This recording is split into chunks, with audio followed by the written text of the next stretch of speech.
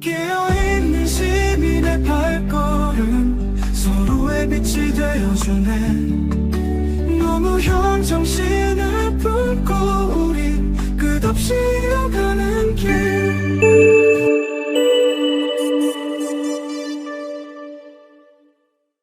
주말에 만나는 고소의 전략입니다. 오늘은 김준혁 더불어민주당 의원 모시고 현안 깊이 있게 얘기해 보겠습니다. 무엇보다도 민주당의 내부 사정 누구보다 잘 알고 있기 때문에 바깥에 벌어지고 있는 사법 쿠데타의 후폭풍 그리고 뒤처리와 관련돼서 굉장히 중요한 정보를 가지고 있다. 이런 판단으로 김 의원님을 모셨습니다. 어서 오십시오. 네, 안녕하십니까. 자, 본론으로 바로 들어가 보겠습니다. 생각보다 빨리 진압이 되었다. 서울고법에서 6월 18일로 이재명 파기환송심을 연기했다라고 하는 것을 우리는 굉장히 놀라면서도 다행스럽게 받아들였는데 사실 김 교수님은 그렇게 될 줄 알았다라고 하시는 몇 안 되는 분 중에 한 분이세요. 또 이렇게 얘기하면 또 송구스럽긴 하지만은 예.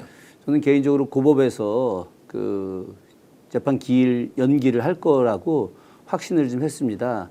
그 기간이 6월 18일일지 아니면 그 전주일지 예. 이제 그런 부분에 대한 고민은 좀 있었지만은 제가 여러 가지 정보를 좀 정리하는 과정에서 연기는 뭐 100%다라고 좀 예. 생각을 했고 그와 관련해서는 이제 그 주요한 민주당의 그 의원님들께 제가 이제 개인적으로 메시지를 좀 보냈고 또 전체 우리 의원방에 나름 관련돼서 이런 순서대로 진행이 되면 분명히 연기될 거다라고 하는 의견을 좀 올리기도 했었습니다. 자, 그러면 조희대 대법원장은 강력하게 파기환송을 결정하면서 유죄 취지로 내려보냈고 서울고법에 당일날 하루 지나고 나서 바로 이제 모든 것이 송달되는 절차까지 급속도로 빨리 진행이 됐단 말이죠. 네, 그렇죠. 자, 그런 거를 본다면 이재권 지금 형사칠부의 부장 판사도 뭔가 좀 메시지를 받았다라고 볼 수 있는 거 아니었나요? 100% 받은 거죠. 예. 받지 않고서야 어떻게 그런 일을 했겠습니까? 그런데 이제 제가 주목한 것은 조희대 대법원장의 판단이 굉장히 잘못된 거다.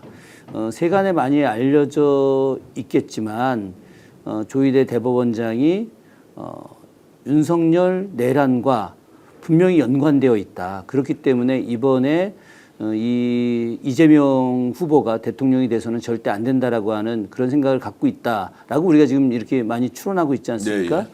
그런 과정에서 조희대 대법원장의 착각이 하나가 있었습니다. 그 착각이 뭐였냐면 이재권 고법 부장 판사에 대해서 자기 명령을 굉장히 잘 따를 것이다라고 하는 것이죠.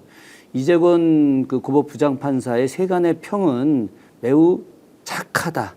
그러니까 보통 판사에 대해서 여러 평가들 법리 해석이 능하다, 혹은 굉장히 그 충실하게 어떤 법의 집행을 하기 위해서 재판 자료를 본다, 아니면 이 사람은 약간 진보적이다, 혹은 보수적이다, 이런 평가들이 많이 있거든요. 있는데 제가 알아본 이재권 판사에 대한 대체적인 평가는 매우 선하고 착하다. 말을 잘 듣는 편이다. 이제 이런 이야기가 있더라고요. 네. 아마 이런 부분에 대해서 조희대 대법원장인 자신이 이렇게 강한 메시지를 주고 또 관련해서 빨리 신속하게 판결을 내려서 유죄 판결을 내려서 이제 대법으로 올려서 대법에서 이제 빨리 이재명 후보를 아웃시키는 일을 해라라고 하는 이제 메시지를 넣은 거에 대해서 잘 받아줄 것이다라고 이제 생각을 했겠죠. 그런데 그것이 저는 굉장히 오판이었다라고 하는 생각을 갖게 되는 게 이재권 판사는 제주도 중문 출신입니다. 제주에서는 이제 명문고등학교라고 세간에 알려져 있는 학교가 제주 1고 또 제주 오현고등학교 이게 이제 양대 산맥에 해당되는 고등학교고요. 우리 이재권 판사가 나온 중문고등학교는 약간 좀 외지에 있는 학교라고 많이들 알려져 있습니다. 그런데 그 이재권 판사가 이제 중문고등학교를 다니고 서울법대를 재수해서 들어갔는데 이 제주도라고 하는 데가 아주 기묘한 특징이 있습니다. 섬이 그렇게 아주 크지 않기 때문에 우리나라에서는 제일 큰 섬이지만 다른 광역시들에 비해서는 인구가 많지 않고 또 그 지역마다 그 집에 밥그릇이 몇 개고 밥숟가락이 몇 개인지까지 다 알 정도로 그 지역은 굉장히 그 특징적으로 서로 잘 연대하고 서로 간의 정보가 많이 있어요. 그럼에도 불구하고 이재건 판사가 어떻게 성장했는지 어떤 집안인지 이런 걸 잘 모른다고 대체적으로 제주도 분들이 말씀을 하시더라고요. 네. 제가 한 이틀 동안 제주도 분들하고 계속 전화 연락을 하면서 알아본 결과 잘 모른다. 네. 그 내용은 거꾸로 어떤 얘기냐면 이재건 판사의 속을 잘 알 수 없다라고 하는 것이고 이재건 판사가 그래서 굉장히 좀 약간 소극적인 이런 그 심성이 뭐 나쁘다 좋다의 개념이 아니라 잘 드러내지 않는 이런 편이었다는 거죠. 그래서 아주 가까운 친구 몇 명하고만 속내를 이야기를 했는데 뭐 그런 과정에서 이재건 판사가 참 곤혹스럽게 됐다. 네. 그래서 애초에 그 이재명 후보가 선거법과 관련된 내용에서 처음 무죄 판결을 받을 때 그때 본인이 배당을 받을까 봐 굉장히 걱정을 했었는데 그런 말씀은 이제 지금 실제 우리 방송에서 의원님이 처음 하시는 겁니다. 실제 배당을 그런가요? 받을까 해서 굉장히 걱정을 했다. 예, 그것까지 제가 다 확인을 했었습니다. 그래서 그 말씀은 이제 항소심에서 무죄 나오는 그 재판을 받을 때 그렇죠. 예, 실제 육부에서 이제 받았어요. 예, 맞습니다. 예. 육부에서 받을 때 본인이 받을까봐 네. 굉장히 걱정을 했었다는 거죠. 왜 그러냐면 그런 정치적 재판에 휩쓸리는 거에 대해서 굉장히 부담을 이제 가졌었던 분이었고, 그 과정에서 이제 육부가 배당을 받아서 너무 다행으로 생각을 했었다는 거죠. 근데 본인이 왜 다행으로 생각했냐면 육부에서 나왔던 그 판결이 굉장히 상식적이고 맞는 내용이었고 그래서 대법원에서 설마 그것을 파기환송할 거라고는 생각하지 않았을 수 있었다는 거죠. 이것까지는 확인된 내용은 아닙니다. 네, 예. 다만 그것이 안심했다라고 하는 것은 아마 그것까지 염두에 뒀을 수도 있겠죠. 그러다가 이제 본인한테 배당이 됐고 그 과정에서 굉장히 이렇게 부담을 느꼈는데 그때 이제 그 이재건 판사를 잘 아는 분들, 법조인들이 저한테 했던 이야기는 매우 상식적인 판결을 내리는 사람이다. 그렇기 때문에 조희대 대법원장의 생각과 달리 이 이재건 부장판사는 만약에 민주당에서 이재명 후보의 변호인들이 재판기를 연기해달라고 한다면 충분히 그것을 연기해 줄 수 있는 사람이다. 그렇기 때문에 지금 우리가 생각하는 것처럼 뭐 이재건 부장판사가 조희대 대법원장의 말을 들어서 뭐 그날 5월 15일 날 이제 그 결정을 하거나 아니면 5월 15일 날 이재명 후보가 출석하지 않았을 경우에 그 다음 날 16일로 선고기일을 잡고 그 16일 날 바로 선고를 할 것이다라고 하는 생각은 그건 이제 잘못된 것이다.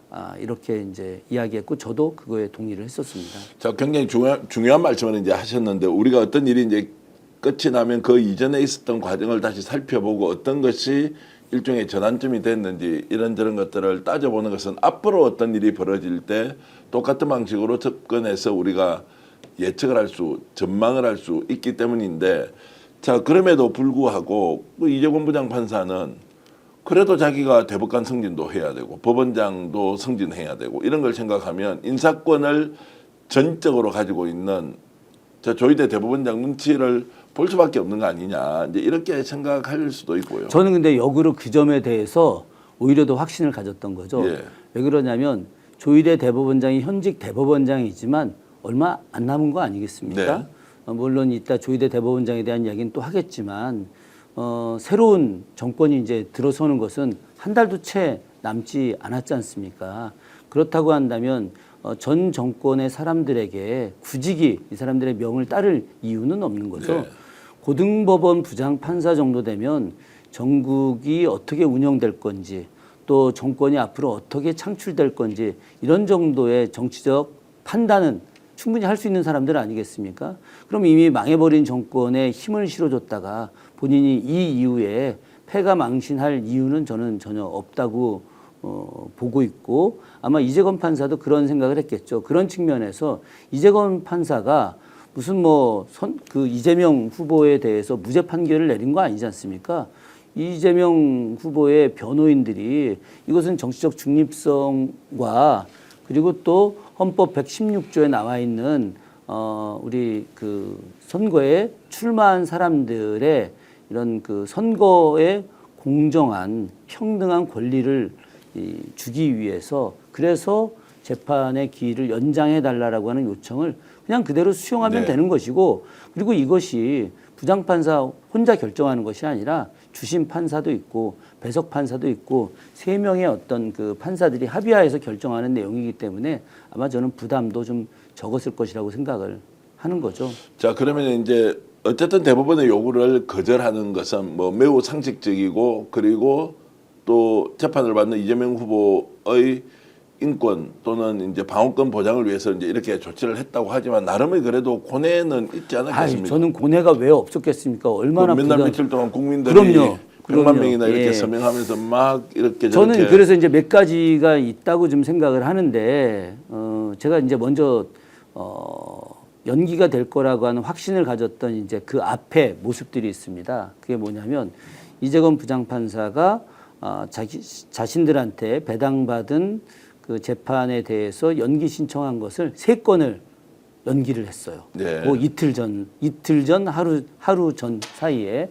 근데 그 부분에 대해서 지금 이제 우리 국민들이 얼마나 속이 타겠습니까? 그러니까 그 자라보고 놀란 가슴 뭐 소뚜껑 보고도 놀란다 뭐 이런 이야기 하듯이 지금 그 다른 재판을 갖다가 연장하는 걸 보고 나서 이 재판 연장하는 것이 이재명 후보에 대한 재판을 집중하기 위해서 연기를 네, 예. 하는구나 이렇게 생각을 하고 더 놀라고 있었죠. 근데 저는 역으로다가 그 연기되는 모습을 보면서 이것은 이재명 후보 재판 기일도 연장하는 명분을 만들려고 이 앞에 걸 다 연장시켰구나. 여기도 이 사람은 고법 부장 판사로서 난 이 정치적 재판의 문제가 아니라 다른 그 재판들도 기일 연장을 해달라고 해서 자연스럽게 기일 연장을 해준 것이고 이재명 후보도 특별히 더 엄청난 인물이라 그런 것이 아니라 이런 앞에 연기했듯이 합리적으로 연결하는 거다라고 하는 이제 이런 명분도 또한 충분히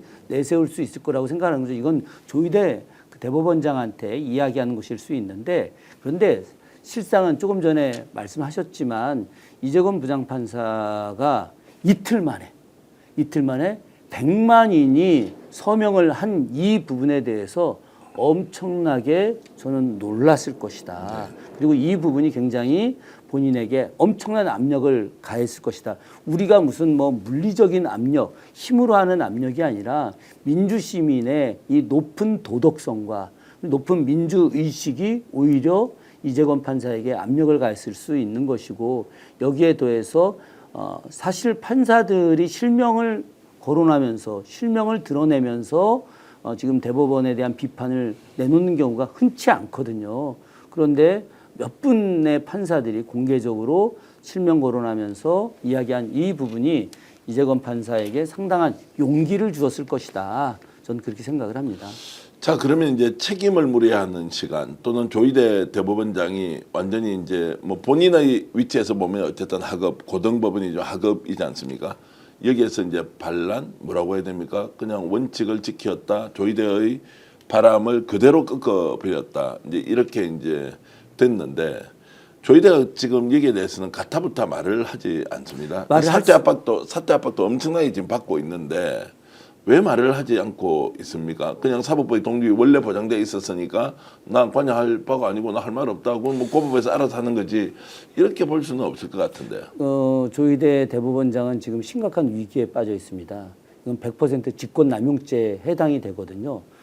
조희대 대법원장의 그 판결문 내용이 이건 철저하게 직권남용입니다.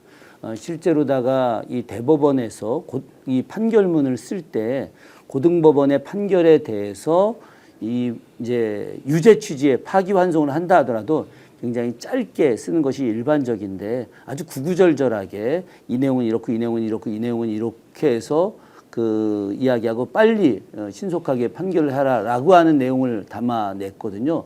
이런 내용이 실제로 대법원장이라 하더라도 고등법원 판사에게 재판의 가이드라인을 주는 것 자체가 불법입니다. 이 있을 수 없는 일입니다.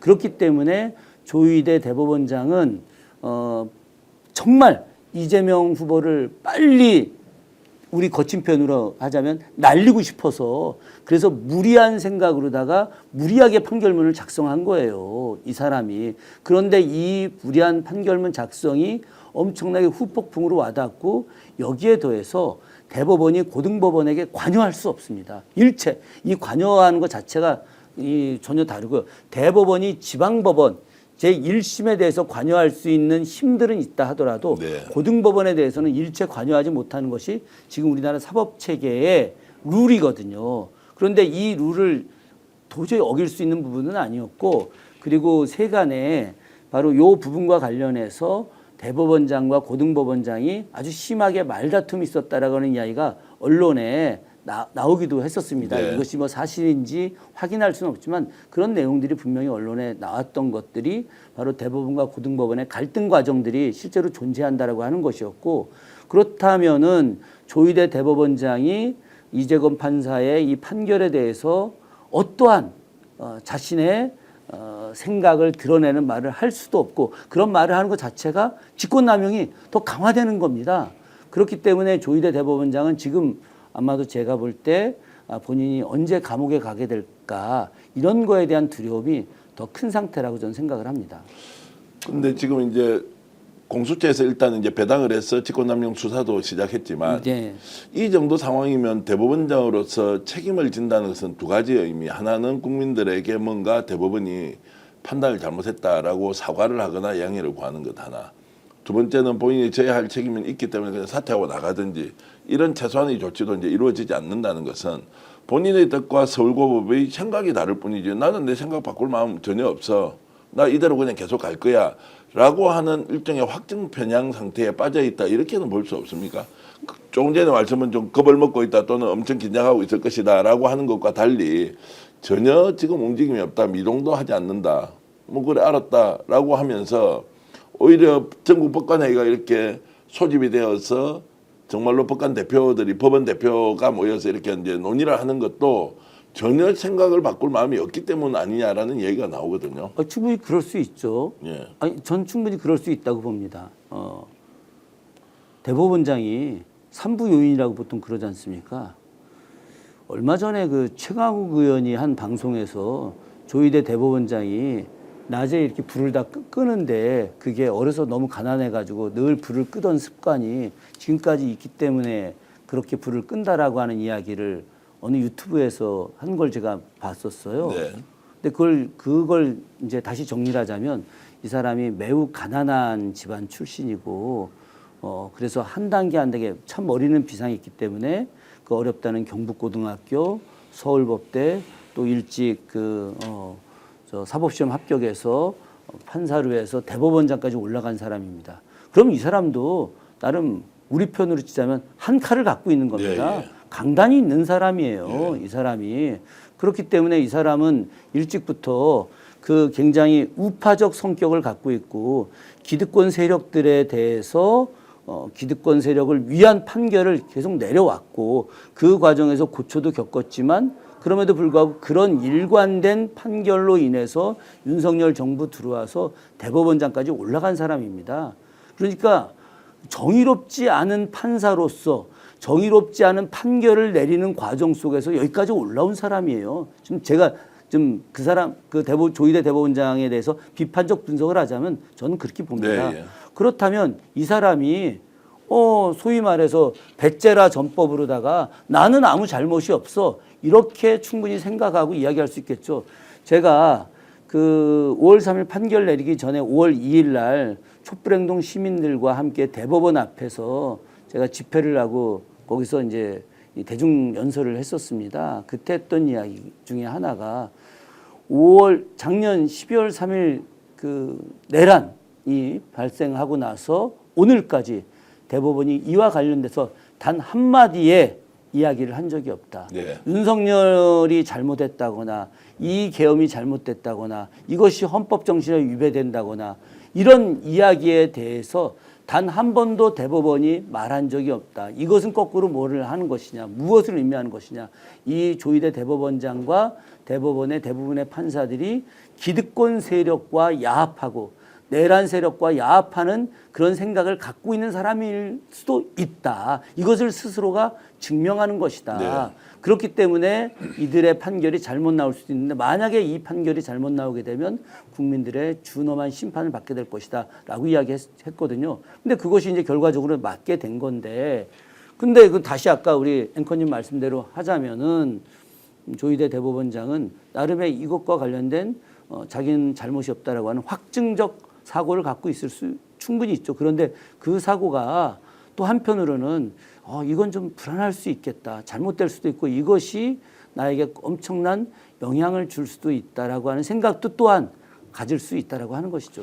자, 그래서 이제 이런 확정 평형 상태에 있으면 이제 어떤 사안이 진압이 됐기 때문에 일단 관용하자, 양해하자, 아니면 자정을 할 시간을 주자, 또는 좀 더 기다려보자, 관망하자, 문제 이렇게 가는데 제가 민주당에서는 이제 이런 사법 쿠데타가 구체적으로 일어났고 충격을 넘어서 야 이게 말이 되느냐라고 하면서 국가전복 세력까지 될 수 있겠는데라고 했는데 초동 진압이 서울고급의 이재건 부장판사를 통해서 일단 이루어지니 그 뒤부터는 좀 더 뭐라 그럽니까 긴장감이 좀 줄어들었다거나 아니면 좀 더 상황에 대해서 약간 한 발 물러서는 듯한 느낌이 있어서 그러면 그 전제는 조희대 대법원장이 정말 이거 잘못 판단했다 나의 착오였다 사과한다 대법관 또는 대법원이 뭔가 좀 새롭게 개혁이 되는 계기로 삼겠다라는 이 메시지가 아무것도 없는데 서울고법의 결정 이후에 민주당은 한 발을 빼버리면 어떻게 하느냐라는 것이 저는 이제 일반 지지자들의 심정으로는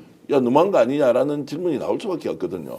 뭐 충분히 그러실 수 있는데 결국 중요한 것은 전쟁에 이기는 거 아니겠습니까? 전쟁에 이기는 건데 전쟁에 이기기 위해선 큰 전략이 존재하는 것이고 그 전략을 토대로 해서 어떤 전술이라고 하는 것이 때와 장소에 따라서 변화하게 돼 있는 거 아니겠습니까? 고법의 판결이 내리기 전까지 민주당의 대부분의 의원들은 의총에서 내렸던 결론은 고법의 판결이 만약에 잘못될 가능성이 있다. 아주 간단하게 이야기해서 만약에 재판기일 연기 신청을 했는데 이재건 부장판사가 그 연기기를 받아들이지 않는다고 한다면 그때는 탄핵을 한다. 1차로 그 이야기와 더불어서 조희대 대법원장에 한해서는 먼저 선제 탄핵을 한다라고 하는 의견이 상당수가 있었습니다. 뭐 거의 대다수 이제 국회의원들이 똑같은 의견을 냈다고 그렇죠. 들었습니다. 예. 그러니까 조희대 대법원장은 사실은 이 내란범이다라고 하는 확신까지는 아니지만 그러나 당시에 헌법적 절차를 위반한 것이죠.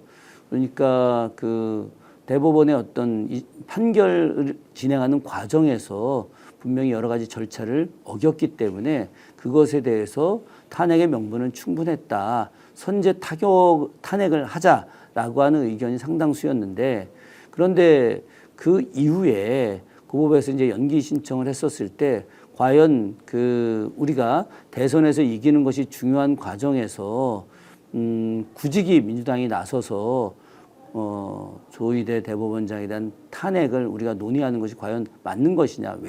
왜 이런 이야기를 하게 된 거냐면 그 이후에 사법부 내부에서 조희대 대법원장에 대한 그런 탄핵 내지는 사퇴에 대한 명분을 가지고 여러 내용들이 나오기 시작했고 오늘도 이게 지금 이제 방송 녹화이긴 합니다만 오늘자로 이야기하자면 네.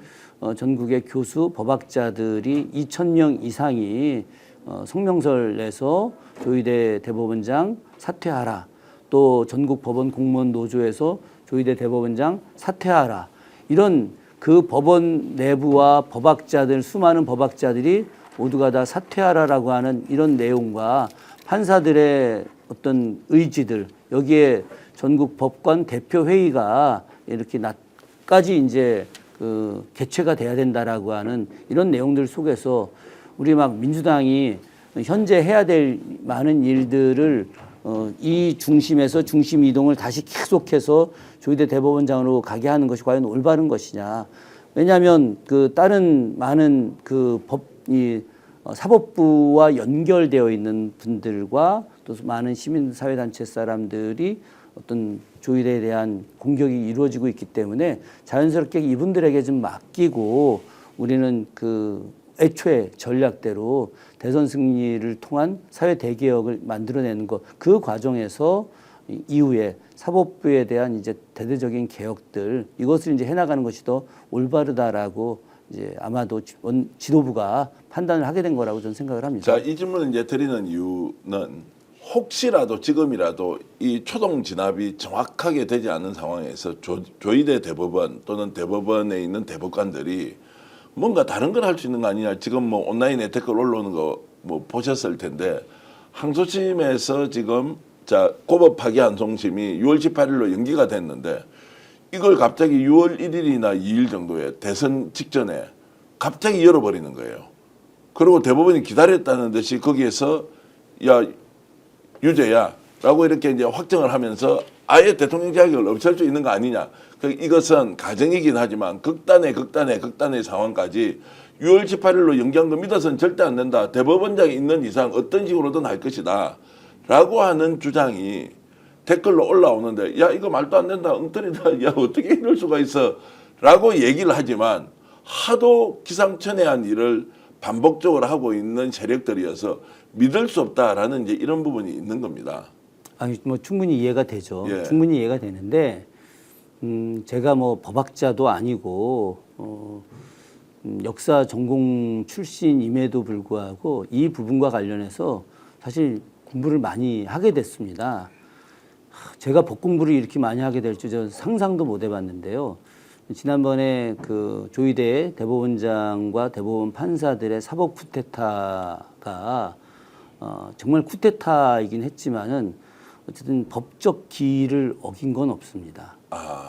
예, 그러니까 이 안이 철저하게 법의 테두리 안에서 테두리 안에서 진행된 겁니다. 날짜를 넘어선다거나 이렇게는 하지 전혀 그렇지 않습니다. 예. 그러니까 매우 이례적이죠. 그 형식 논리는 어쨌든 다 갖추고 다 갖춘 거죠. 예. 완벽하게 다 갖춘 겁니다. 그것이 매우 이례적이고 해방 이후에 가장 비상식적으로 판단되지만 그러나 그런 형식적인 내용, 법적 절차를 단 하나도 위배하지 않았어요.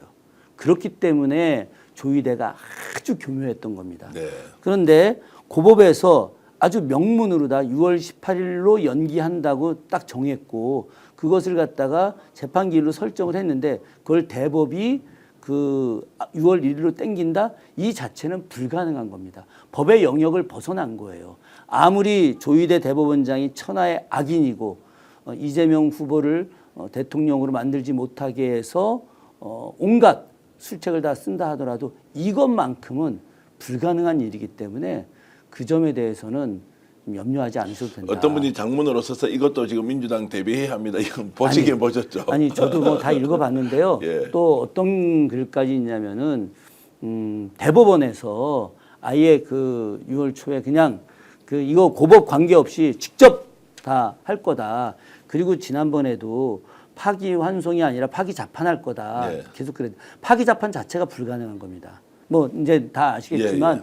파기자판은 이 무죄의 판결을 다시 유죄로 내려보내는 거 파기환송은 가능하지만 여기서 대법원에서 아예 이것이 뭐 완전히 끝을 내는 거다. 이 자체는 불가능한 건데 우리가 어찌 보면은 너무 이 극단의 시대에 사는 과정에서 또 이 저들이 상상하지 못하는 일들을 해왔기 때문에 그것에 대한 두려움과 걱정스러움, 이 노파심이 커져 나갔기 때문에 충분히 그런 생각을 할 수 있습니다. 일본은 이런 말씀도 하세요. 이거라도 계속 거론해야 그 짓을 안 하지. 이거 말 안 하고 있으면 아니 전 충분히 이해가 됩니다. 예, 그만큼 이제 이재명 후보에 대한 걱정을 너무 많이 하고 있다. 그 예. 걱정을 많이 하는 것은 좋은 일인데 국민들이 불안한 거예요. 이것은 혹시라도 정권 교체가 확실시 되는데 어떤 식으로든 이런 사법 쿠데타 세력이 다시 준동해서 뭔가 상황을 역전시키려고 하는 거 아니냐라는 그 불안이 여전히 이제 남아 있기 때문에 이제 이 질문을 드리는 거고요. 그 저는 충분히 이해가 되고요. 왜 그러냐면은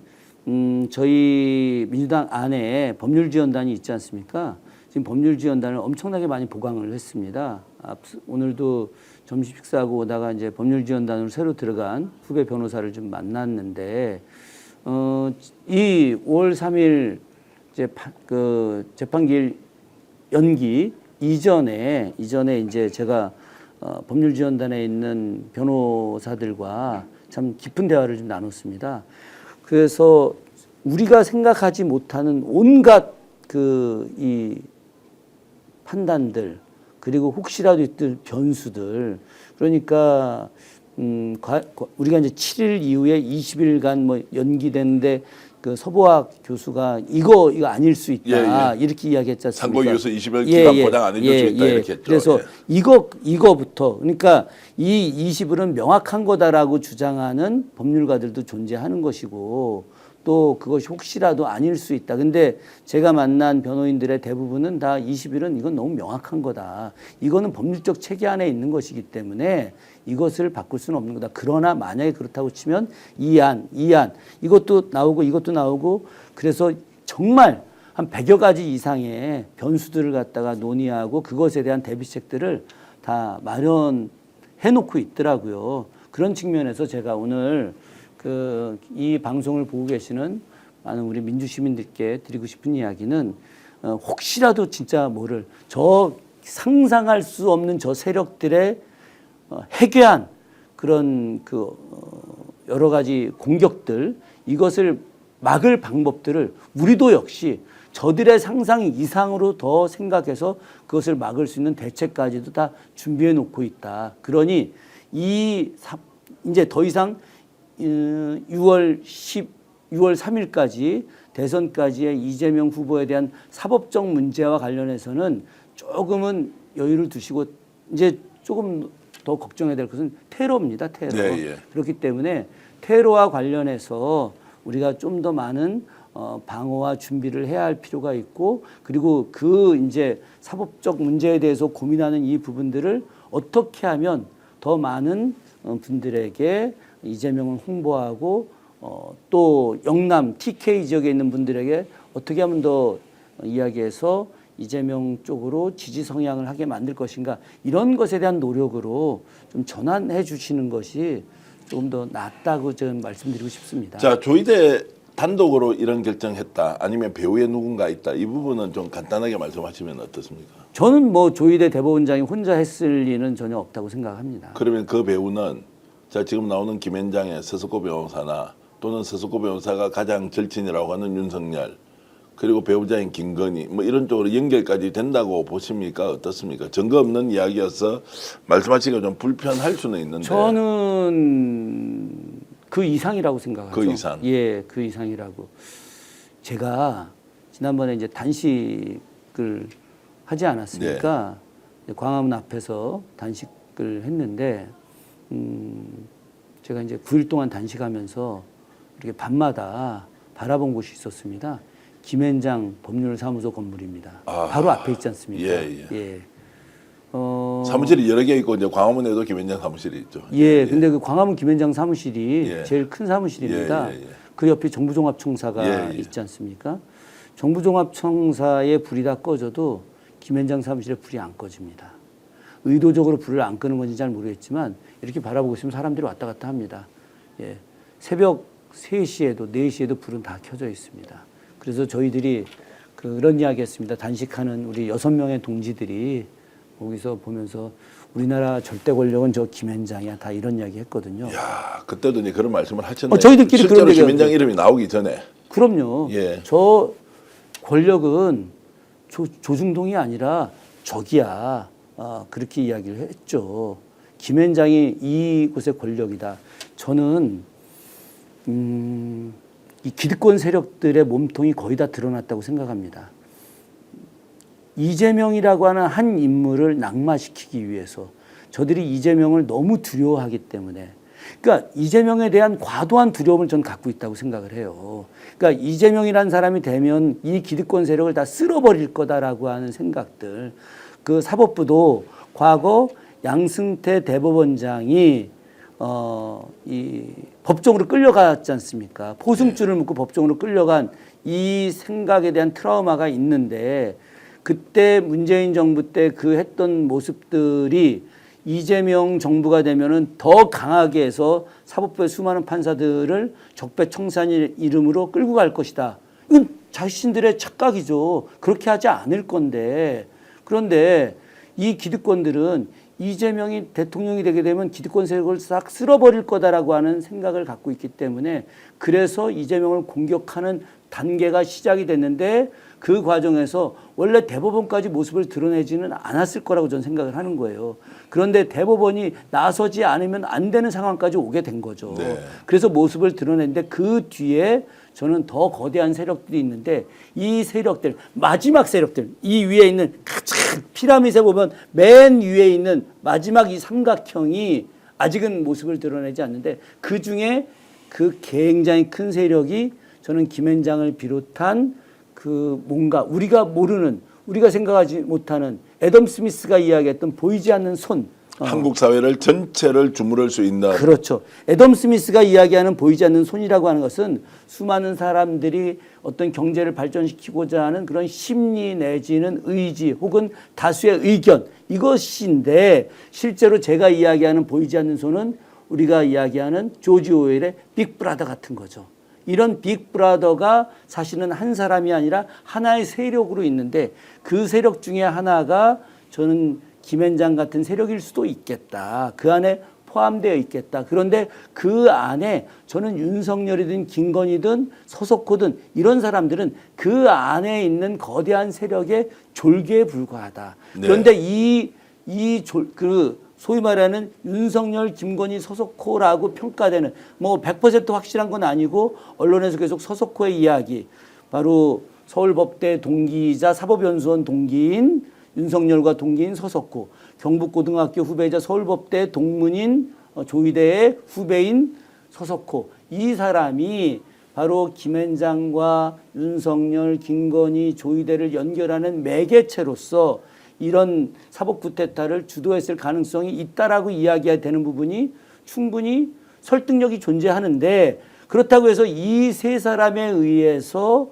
조이대 대법원장의 판결이 나온 것은 아니다. 저는 그 위에 조종자들이 또 있을 수 있다. 이렇게 보고 있는 거죠. 어찌됐든 이 문제는 의혹 제기 수준이 아니라 실체적 진실을 반드시 밝혀야 한다라는 것은 국민적인 이제 요구이기도 하고 이것이 이제 어느 순간에 될런지 14일로 예정된 국회 법사위 청문회에서 자 서석호 변호사가 나오니까 어느 정도 진실을 밝힐지는 두고 봐야 하는데 그 보이지 않는 손의 실체이든 아니면 보이지 않는 손의 언저리에서 활동을 한 것인지 아니면 그분 얘기대로 아예 나는 관계가 없는 것으로 국민들을 설득을 해내든지 여러 가지 상황을 지켜봐야 하는데 제가 이제 이 말씀을 드리는 것이 이번에 이제 사법부 특히 대법원이 이렇게 실체를 드러내 버렸다는 것은 결국 대한민국을 움직이는 보이지 않는 손이 검찰 권력, 판사 권력, 이제 이게 사법 카르텔, 그리고 재벌 기업 또는 지금 현재 국가의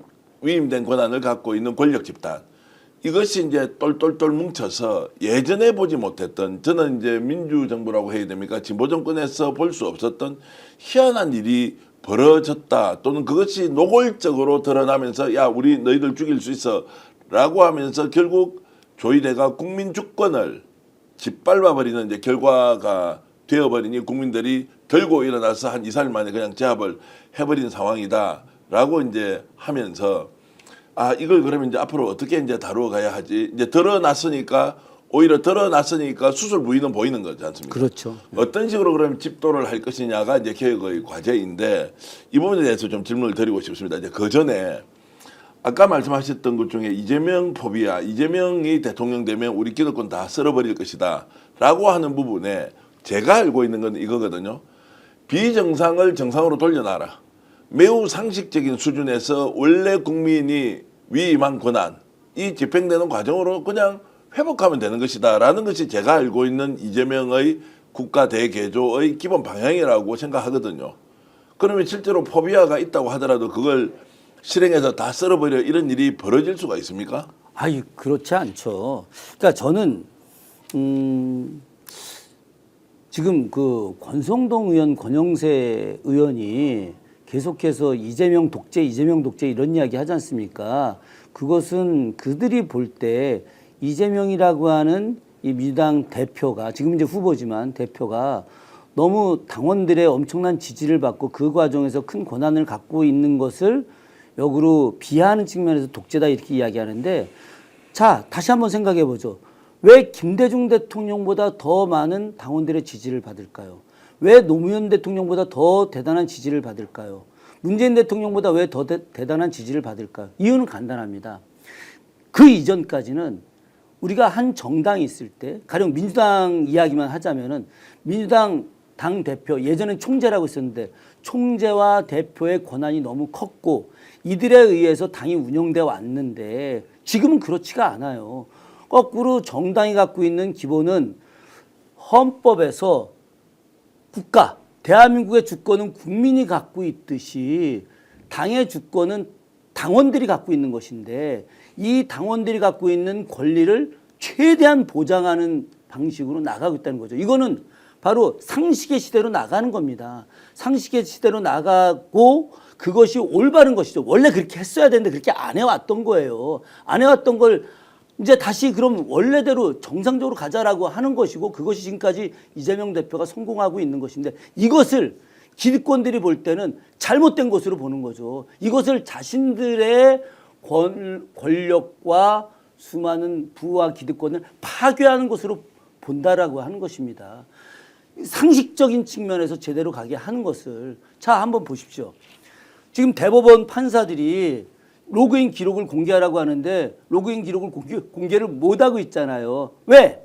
안 봤으니까. 네. 예. 근데 이것이 언제 이게 시행이 된 겁니까? 2003년에 노무현 대통령 시절에 모든 대법원 판사들이 문서를 스캔해 가지고 이것을 전자문서로 보게 했고 그것을 다 볼 수 있는 장치를 다 만들어 놨단 말입니다. 그러니까 이번 판사들 같은 경우는 그걸 다 봐야 됐겠죠. 근데 안 보고 했단 말입니다. 그러면서 최근에 나오는 핑계가 뭐냐?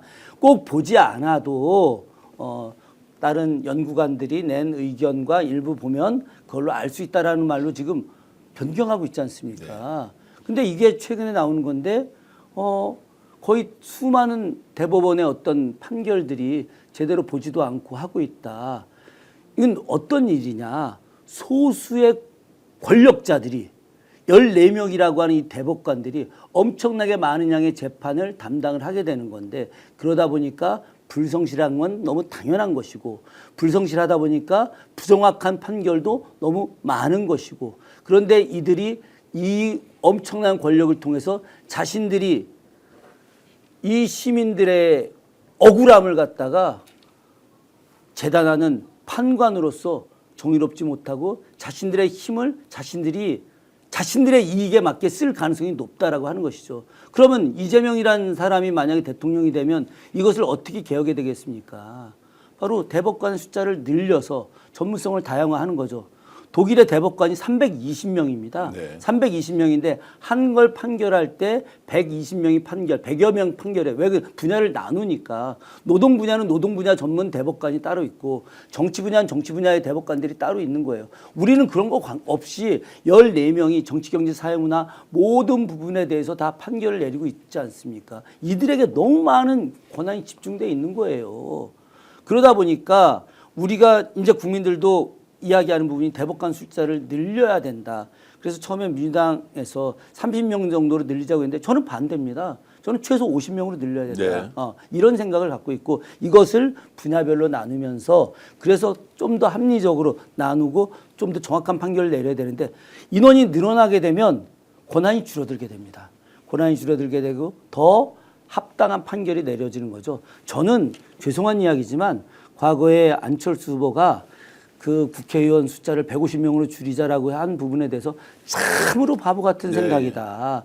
이걸 국회의원 숫자를 더 늘려야지 오히려 국회의원들이 갖고 있는 권한이 줄어들고 그 속에서 더 다양한 의견들이 만들어지고 더 다양한 정책 입법이 만들어질 수 있다라고 이야기하고 있는데 저는 검찰 권력들 뭐 나중에 더 많은 개혁이 나오겠지만 저는 철저하게 지방자치단체의 어떤 모델로서 지금 우리가 교육감도 국민들의 어떤 투표에서 뽑듯이 저는 지방검찰청장도 투표에서 뽑아야 된다. 자, 자연스럽게 이제 제도 개혁 쪽으로 네. 이제 갔는데 이제 책임론은 조금 이따 이제 질문을 드리기로 하고 그러면은 지금 당장 이제 이번 사법 쿠데타를 통해서 우리가 바꿔야 될 제도는 지금 말씀하셨듯이 대법관의 숫자를 획기적으로 늘리자고 하는데 일단 30명 정도까지는 늘려서 국민들이 3심제에 대한 일종의 권한을 충분히 누릴 수 있도록 해줘야 된다는 것에 이제 동의를 하고요.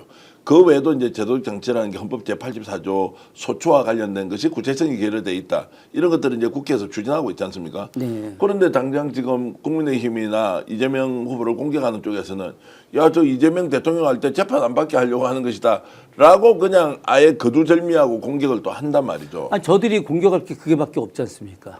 지금 저들이 할 수 있는 게 뭐가 있겠습니까? 오히려 잘못된 내용을 갖고 왜곡해서 계속 공격하는 거 말고는 할 방법이 없기 때문에 그런 것이죠. 그런데 이제 합리적인 제도 개선과 개혁이 필요한 시점에 입법기관에서 당연히 국회에서 이 문제를 다루는 것인데 이미 정쟁의 요소가 되어서 이재명 살리기 위해서 한다고 해버리니까 민주당이 혹시 그런데 의식을 하는 것은 아니냐라는 전혀 아닙니다. 전혀 아닌 거 맞습니까? 그럼요. 지금 이제 저들이 이야기하는 게 지금 입법 독재다. 예. 계속 이야기하고 있지 않습니까? 입법 독재다. 근데 입법 독재가 행정권까지 갖게 되면 행정 독재를 하게 되는 거다. 입법 독재와 행정 독재를 하게 되면 사법부의 개혁을 사법부의 변화를 통해서 사법 독재 권력까지 이들이 갖게 된다. 그럼 쉽게 얘기해서 민주국가의 가장 최선의 모습이 삼권의 분립인데 행정과 입법과 사법의 분리고 독자적인 균형과 견제인데 이 모든 것들을 민주당이 갖게 됐을 때 결국 어떻게 되는 거냐. 이재명의 독재로 간다. 이 논리로 지금 이야기하는 거죠. 계속 공격을 하고 있죠. 예. 계속 공격을 하고 있는 건데 우리가 무슨 행정 독재를 합니까? 우리가 무슨 입법 독재를 하는 겁니까? 우리가 입법 독재를 한다라고 하는 거? 아니 지금까지 민주당이 해왔던 법안 내용이라든가 아니면 탄핵과 관련된 부분이 모두가 다 정당했던 겁니다. 헌법재판소에도 이야기했지 않습니까? 헌법재판소에서 민주당이 해왔던 탄핵이라고 하는 것이 헌법적 틀 안에서 아주 명확하게 정상적인 절차로 진행된 거다. 다만 아쉽다라고 하는 것은 그것을 정치의 영역에서 서로 간에 풀었을 수 있는데 그것을 탄핵으로 한 것은 아쉽지만 그러나 그것은 법률적으로는 전혀 문제가 없다라고 하는 것이죠.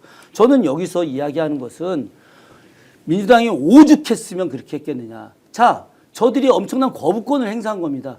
정상적인 법안을 올렸어요. 가장 대표적인 것이 양곡법 같은 겁니다.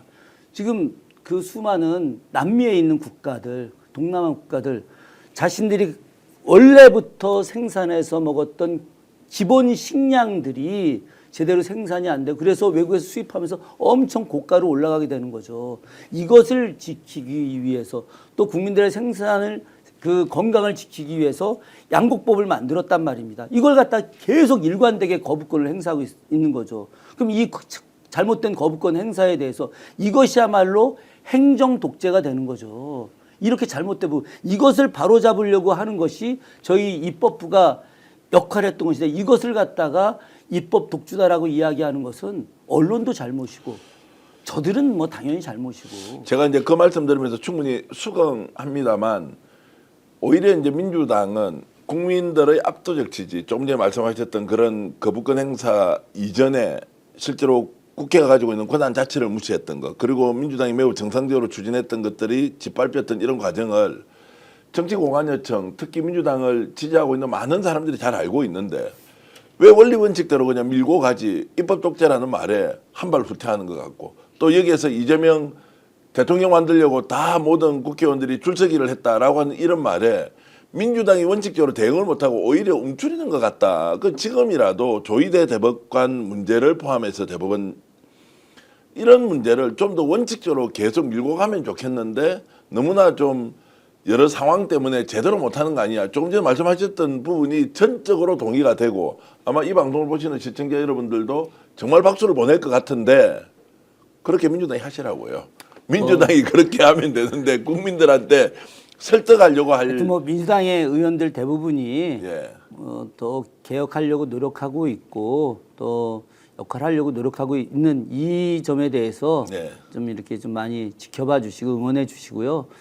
뭐 제가 또 초선 의원이고 원내 뭐 지도부의 일원도 전혀 아니기 때문에 그 안에서 논의되는 내용까지는 제가 알 수는 없습니다. 우스개로 이런 이야기 있습니다. 역풍 하다가 진짜 역풍 맞는 수가 있다고요. 예. 제대로 하지 않아서 역풍을 맞는 것이지 원칙적으로 상식적으로 맞는 것을 정상적으로 가져가는데 이걸 예를 들어서 국민의힘 쪽에서 역풍이라고 해서 그럼 이재명 후보는 대통령이 될 수가 없죠. 지금 저기서 하는 거 히틀러를 닮았다고 하는 그 사람이 정상적이에요?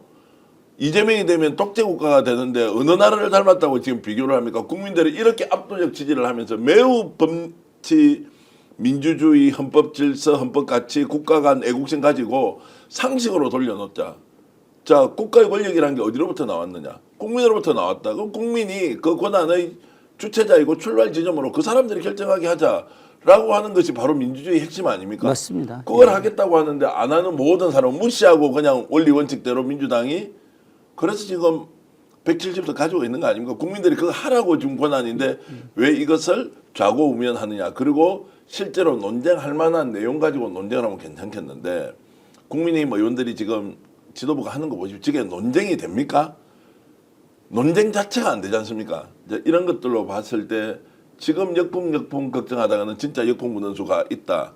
국민의힘으로부터 오는 역풍이 아니고 민주당을 지지해주는 사람으로부터 실망감을 더 크게 줄 수 있는 거 아니냐라는 생각이 이제 듭니다.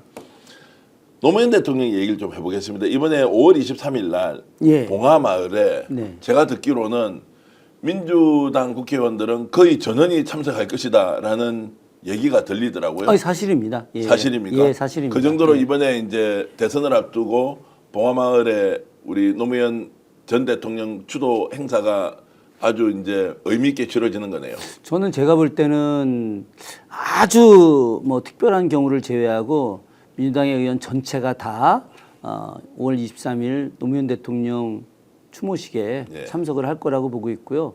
그날은 그 이전의 추모식과 좀 달리 조금 더 노무현 대통령 정신을 계승하고 그 계승된 정신을 이번 대선에서 반드시 승리로 이끌어 나가는 결의대회 형식으로 아마 진행되지 않을까 그런 생각을 좀 합니다. 자, 그리고 이제 5월 18일 날 지금 이제 광주 우리 민주화 운동에 대한 네. 또 국가 기념식이 있지 않습니까? 그것도 이번 대선을 앞두고 굉장히 의미 있는 행사 아닌가요? 너무 의미가 있죠. 네. 저는 우리가 계속해서 일관되게 이야기하는 것이 5.18 정신을 헌법에 넣어야 된다라고 하고 있지 않습니까? 저희는 바로 그 내용을 실천하기 위해서 이 지금 대선 기간이긴 하지만 민주당 전체 의원이 5월 17일 전야제 그리고 5월 18일 날 10시부터 진행되는 5.18 기념식에 모두가 다 참석하는 것으로 결의를 했고요. 그래서 아마 거의 100% 다 참석할 거라고 저는 생각하고 있습니다.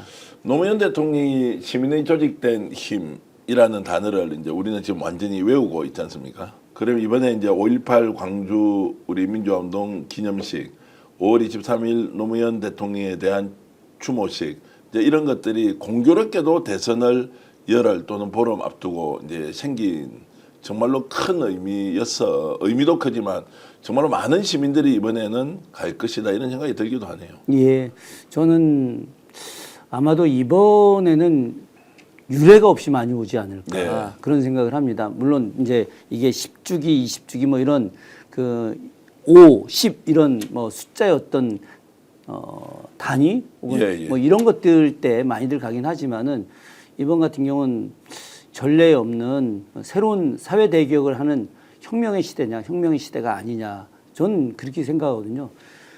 제가 이걸 이제 드디어 혁명의 시대로 바라보기 시작한 것은 사법 내란 세력에 대해서 바로 이 사법부 대법원 판사들의 로그인 기록을 공개하라라고 하는 이 민주 시민들의 서명이 이틀 만에 100만 명이 넘었던 것, 세계 어떤 역사에도 존재하지 않는 내용입니다. 네. 근데 이 부분에 대해서 이것은 시민혁명이다. 네. 이것이야말로 시민혁명가들이 만든 새로운 시민혁명이다. 이렇게 생각을 하고 이 시민혁명의 시대가 왔다. 근데 이 시민혁명의 시대를 만든 근간은 어디에 있는 거냐? 바로 5.18 그리고 또 다른 노무현. 저는 그렇기 때문에 이 시민혁명의 마지막 3단계가 저는 6월 3일 대선 승리라고 보고 네, 있는데 예. 그래서 1단계, 2단계를 갖다 기념하고 결의를 다지는 5.18 기념식과 그리고 노무현 대통령 5월 23일 추모식이 매우 의미가 있는 것이다 라고 생각하고 그 의미를 수많은 민주시민들이 다 같이 느끼고 참여할 거라고 생각합니다. 노무현 대통령이 생각하면 20년 전에 정말로 검사와의 대화를 통해서 검찰개혁 해봐야 되겠다라고 했는데 사실 당신이 이제 검사들한테 당해서 세상을 떠나버렸습니다. 사법부는 절대로 저런 집단이 아닐 것이라는 우리 일말의 기대, 신뢰가 있었지 않습니까? 이번에 조희대 대법원장을 비롯한 대법관들이 보여준 모습, 아 이들도 그 결에서 크게 벗어나 있지 않는 집단이구나라는 것 때문에 엄청나게 이제 사람들이 충격을 받고 있는데, 자 노무현 대통령이 그 검사와의 대화를 통해서 했던 그 순수한 열정, 정의감이 짓밟혔지 않습니까? 그러면 이재명 이제 후보가 대통령이 되면 정말로 검찰 개혁이나 사법부 개혁, 국민이 원하는 기관으로 거듭날 수 있게 할 수 있느냐라는 부분에 대한 질문을 드리면 어떻습니까? 저는 100% 할 수 있다고 생각합니다. 예. 왜 100% 할 수 있다고 확신하느냐? 노무현 대통령 때 하지 못했던 이유는 대통령 자신은 할 의지가 있었으나 보좌하는 그룹과 세력들이 할 용기가 없었어요. 네. 전 그렇게 생각합니다. 그래서 굴복한 겁니다. 그런데 지금은 전혀 그렇지 않습니다. 이재명 대통령이 만약에 미룬다, 미적미적거린다라고 하더라도 우리들이 그렇게 하지 않을 겁니다. 지지자들이 또 그냥 있지 않겠죠. 그럼요. 예. 그렇기 때문에 노무현의 시대와 문재인의 시대와 지금 다릅니다. 그래서 노무현 대통령이 틀을 닦아놓고 시민의 조직된 힘을 만들어야 한다라고 이상론을 펼쳤는데 2025년 대한민국은 그 시민의 조직된 힘이 정치도 바꾸고 세상도 바꾸고 그리고 이재명이라는 사람을 대통령으로 만드는데 압도적 지지로 이렇게 이어주는 현상, 왠지 노무현과 이재명은 연결이 되어 있다 이런 생각이 제가 들기도 합니다. 제가 그렇게 생각한 게 한 2년 정도 전부터였습니다. 네. 그때 그래서 페이스북에 이재명의 모습에서 노무현의 향기가 난다 이렇게 글을 올렸었죠. 예, 예. 그랬더니 당시에 뭐 저하고 가까운 노사모 회원들이 격렬하게 전화가 왔습니다. 어디 감히 뭐 이러면서 노무현 전 대통령에게 이재명 경기도지사를 비교하느냐 뭐 이런 거고 예, 당 대표를 예, 비교하느냐 예, 뭐 어디다 그래- 갖다 붙이느냐 뭐 예, 이런 뭐 정도였겠죠. 그래서 제가 아니 나는 그렇게 느낀다. 예. 난 느낀다. 근데 이제 저희 지역에서 나름 그래도 제가 이렇게 좀 차지하고 있는 좀 위상 같은 게 좀 있었는데 네. 그 사람들이 이제 제가 막 그렇게 얘기하니까 굉장히 막 곤혹스러워하고 또 기분 상해하고 했는데 지금 그분들 이구동성으로 이재명의 몸에서 이재명의 생각에서 이재명의 눈에서 이재명의 입에서 노무현의 모습이 나타나고 있다. 다 그렇게 이야기합니다. 비욘드 노무현을 뛰어넘고 있다. 왜냐하면 세월이 20년 이상 지난 데다가 대한민국 국민들이 그때와 지금 같은 시대를 살고 있어도 완전히 다른 생각을 갖고 있다. 그래서 오는 5월 23일 김해 봉하마을, 진영 봉하마을에 가면 많은 국민들이 모여서 노란 옷을 입고 함께 노무현을 기억하면서 이재명 정부를 만들어보자 이렇게 외칠 텐데요. 최근에 의원님도 노무현 순례길 같이 좀 다녀오셨죠? 예, 저 5월 4일 날. 5월 4일 날 5월 4일 날 동탄에서 지제 구간 대장으로 참여해서 그 지역 대장 참여해서 다녀왔습니다. 예. 수원정이라는 저런 이제 저희 지역위원회 분들 지역위원회 분들하고 같이 가서 노무현 순례길 16번째 길에 이제 참여를 하신 거죠. 예, 지역위원회 분들도 계시고 그냥 시민들도 계셨고요. 제가 노무현 순례길 하면서 안 빠지고 해마다 예. 이제 한 번 봄에 갈 때, 가을에 갈 때 그때 한 차례 내지 두 차례씩 꼬박꼬박 다녔고요. 이번에도 이제 참여를 해서 열심히 잘 걸었고 대선 끝나고 나서 가을 되면 예. 제가 좀 몇 곳에 환상적인 길이 좀 있습니다. 아, 그렇습니까? 예, 옥천 구간이 아주 환상적인 구간이고 옥천이 금강 구간이거든요. 예, 예. 그리고 밀양이 또 이제 밀양강 이 세계적인 순례길입니다. 예. 자, 그래서 5월 23일까지 노무현 순례길이 계속 이어지고 있는데요. 서울길은 이제 22구간, 그리고 울산길은 5구간, 부산길 5구간인데요. 제 옆으로 이렇게 QR코드가 나가지 않습니까? 가시고 싶은 분은 총 32구간 봉화가는 길 660km를 릴레이로 이어가고 있는데 노무현 대통령 생각하시는 분들은 QR코드 딱 치시면 아 우리 지역에 언제 순례길이 열리지 이러면 회비 5만 원 정도 내면 식사 함께 하시고요. 티셔츠 모자 같이 쓰면서 야 시민의 조직된 힘으로 우리나라 민주주의 우리가 만들어 가자 이렇게 하실 수가 있습니다. 1661에 5293 1661에 5293인데요. 해마다 저희들 스픽스가 노무현 순례길을 후원하고 있습니다. 필요하신 분들 꼭 가시고 저도 몇 년 전에 다녀왔는데요. 너무 좋더라고요. 자 올해도 여러분들 많이 참여해 주시고 5월 23일 김해 봉화마을에서 정말로 성대한 의미 있는 역사적인 노무현 추모식이 또 열리기를 기대해 보고요. 예. 오랜만에 교수님하고 이런 이야기 하니까 좀 따뜻해지는 것 같기도 하고 아유, 아 우리가 고맙습니다. 예. 결코 흩어지게 살지는 않았구나라는 생각이 좀 들긴 합니다. 하여튼 앞으로 많은 민주시민들께서 염려하는 예.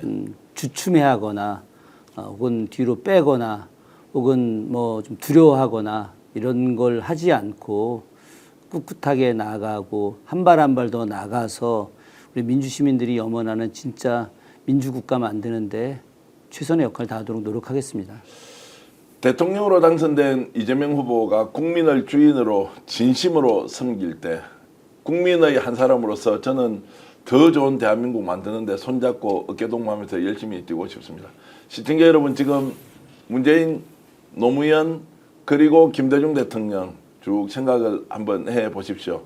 그분들도 공과 사가, 공과 그리고 과가 있지만 이재명 대통령 시대를 연다면 우리 정말로 좋은 대한민국 한번 만들어보자 이런 열의를 좀 더 가지면서 6월 3일 대통령 선거 때까지 5.18 민주화 운동 그리고 5월 23일 또 봉화마을 추모식 이런 것들을 한 번 더 의미 있게 되새기면서 달려가 보자 이런 생각합니다. 저는 열심히 참여하겠습니다. 그리고 여러분들도 열심히 혼자 참여하지 마시고 주위 분들과 함께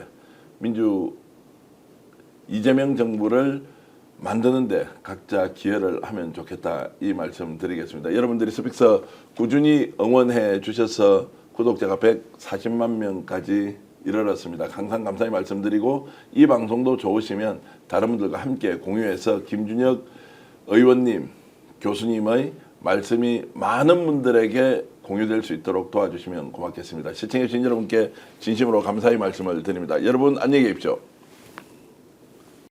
깨어있는 시민의 발걸음 서로의 빛이 되어주네 노무현 정신을 품고 우린 끝없이 이어가는 길